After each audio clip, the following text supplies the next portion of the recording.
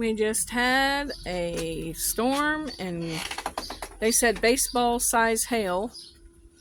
And I don't know if you can see. I'm going to go down there so you can see.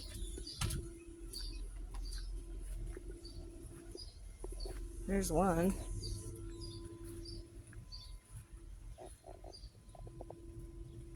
I'll hold that in my hand. There's others.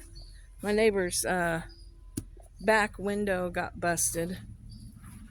Thankfully, none of ours did. I began to pray because, it could have been a lot worse. But anyway, this is how big they are, guys.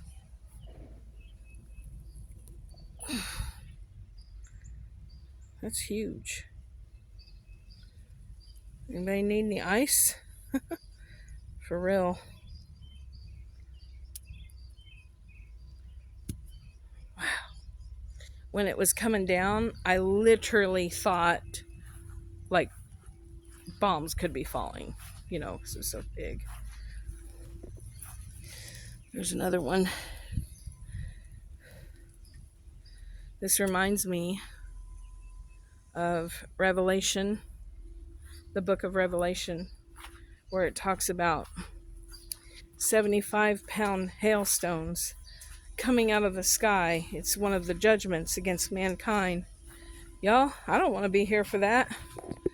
And I'm just telling you, even, you would think it fell all around, but missed this and didn't hit that. Or if it did, it bounced off.